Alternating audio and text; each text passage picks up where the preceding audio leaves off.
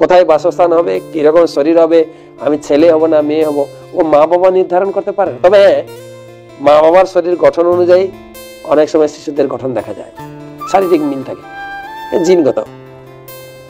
আর সেটাও তো কর্ম, আমি কোন মা বাবার কাছে গিয়ে জন্মগ্রহণ করব আমি নির্ধারণ করতে পারি না। তো কেন আমি মা বাবাকে পছন্দ দাবি করতে পারি? তোমার কাছে কেন জন্মগ্রহণ করলাম? এত গরিব আমি, হ্যাঁ, আমি যদি ওই রকম বাড়িতে জন্মগ্রহণ করতাম ভালো হতো। আমার চয়েস হবে না। তো গীতায় ভগবান বলছেন 13 অধ্যায়, কর্মণা দৈব নেত্রেণ জন্তুর দেহ উপপত্তয়ে স্ত্রিয়া প্রবিষ্ট উদরম পুংস রেত কণাশ্রয়।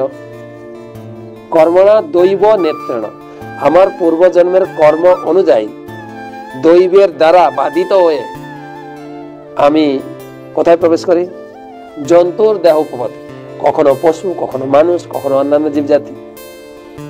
কিভাবে আমার জন্ম হয়? স্ত্রিয়া প্রবিষ্ট উদরম পুংস রেত কণাশ্রয়, পুরুষের বীর্যতে আমি আসব, আর সেই বীর্য স্ত্রীর গর্ভে প্রবিষ্ট হবে, তখন আমার জন্ম হবে। তা আমার বাবা কে হবে, মা কে হবে, সব একদম প্ল্যান মাফিক, আমার চয়েস হয়। তবে কখনো কখনো এই কর্মকে চেঞ্জ করা যায়। ব্রহ্ম সংহিতা ভক্তিরসামৃত সিন্ধু বর্ণনা দেখা যায়, অপ্রারব্ধ ফলং পাপম কুটং বীজং ফলন্মুখ। যখন আমার পূর্বজন্মের পাপ থাকে না, পাপটা 4 ভাগে কাজ করে। 1% পাপ থাকে অপ্রারব্ধ, জমা থাকে, পরে ফলবে। আর বাকি পাপটা কি হয়? ফলম বীজ কুটং বীজম ফলন্মুখ, কুট তারপরে বীজ তৈরি হবে, তারপরে ফল ভোগ করা হবে। কিন্তু ক্রমেণ নৈব পলীয়তে বিষ্ণু ভক্তর আত্মা। কিন্তু কেউ যদি ভগবানের ভক্ত হয়, শুদ্ধভাবে জীবনযাপন করে, তার কর্মের ফলটা সে নষ্ট করতে পারে। ক্রমেণ নৈব পলীয়তে বিষ্ণু ভক্তের আলোক, তার কর্মফলটা চেঞ্জ হতে পারে, ভগবান চেঞ্জ করলে করতে পারে। ব্রহ্ম সংহিতা তো বলছে, যস্তিন্দ্রিয় গোপ মতবেন্দ্র মহোস কর্ম। যস্তিন্দ্রিয় গোপ, এই ছোট্ট কীট থেকে ব্রহ্মা পর্যন্ত, মতবেন্দ্র মহোস কর্ম, প্রত্যেকে নিজের কর্ম অনুযায়ী ভগবান করেছে।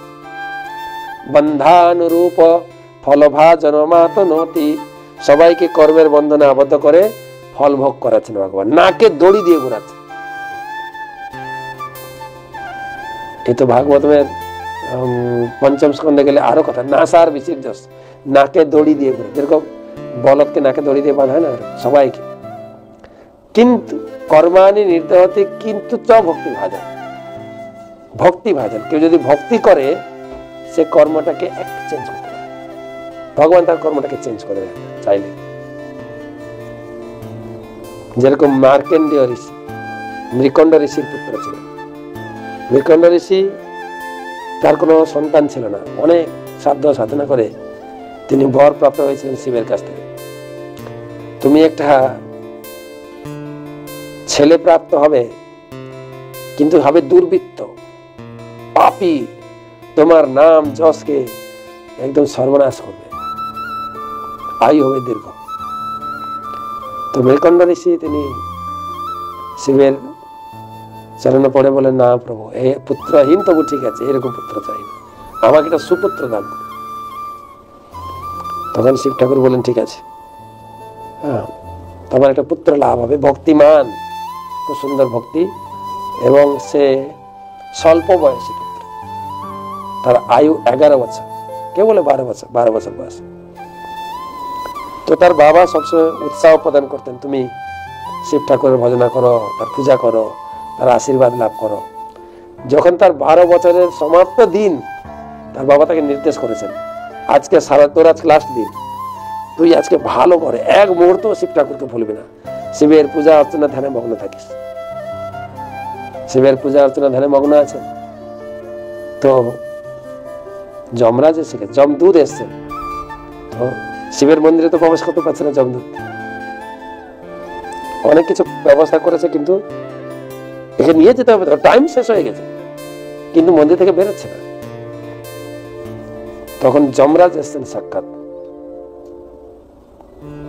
তার উপরে যম অস্ত্র প্রয়োগ করেছে, আর যম যমের দড়ি ছেড়েছেন যম, আর সে দড়ি দেখে যমরাজকে দেখে সে ভয়ে শিবলিঙ্গকে জড়িয়ে ধরেছে,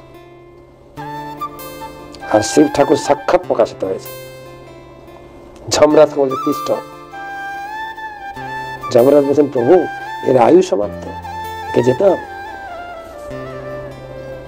শিব ঠাকুর বললেন আরে সে আমার শরণাগত, কি করে আয়ু শেষ? আমি তাকে 7 কল্প বেঁচে থাকার আয়ু প্রদান করব। এরকম ঘটনাগুলিও পুরাণে দেখা যায়। জীবের কর্ম, জীবের লাইফস্টাইলটাকে চেঞ্জ করে দিতে হবে। আমার বাসনা অনুযায়ী আমি যদি পুরুষ হয়ে প্রচুর স্ত্রীর প্রতি আসক্ত হয়ে আমার জীবনটা পরের জন্মে স্ত্রী হয়ে যাবে, কিন্তু স্ত্রী শরীর হবে এমন নয় যে মানুষ হবে। সব প্রজাতিতে স্ত্রী পুরুষ আছে, সেখানে জন্ম। আমার খাদ্য অভ্যাস, আমার চিন্তা চেতনা, আমার কর্ম সব মিলে বিচার হবে। বর্তমান মানুষ পোশাক আশাক এত ছোট হয়েছে, প্রায় উলঙ্গ থাকে। ভগবান তাকে দেবেন গাছ হয়ে জন্ম, যেরকম নলকূপ মণিগ্রীবকে দেবেন, উলঙ্গ ছিল। আমি অত্যন্ত মাছ মাংস না খেলে থাকতে পারি না, তো ভগবান সেই রকম শরীর দেবেন। ভগবান তো কৃপালু, এত কিনবে, কাউকে দিয়ে রান্না করবে, পরিবেশন করে খাবো, অনেক কষ্টসাধ্য ব্যাপার। এমন একটা শরীর দেওয়া হবে, পশু শরীর, একদম ধরবো, গরম গরম একদম কাঁচা রক্ত খাবো, মাংস খাবো, দিচ্ছে না? সেরকম তো শরীর ভগবান দিয়েছে, তো কর্ম না দিয়ে কোথায় কার জন্ম হবে, তার কি কর্ম হবে, তার মৃত্যু কবে হবে। মৃত্যুটাও অনেকে বলে না, জন্ম মৃত্যু বিবাহ, এ তো বিধাতা লিখে দিয়েছে।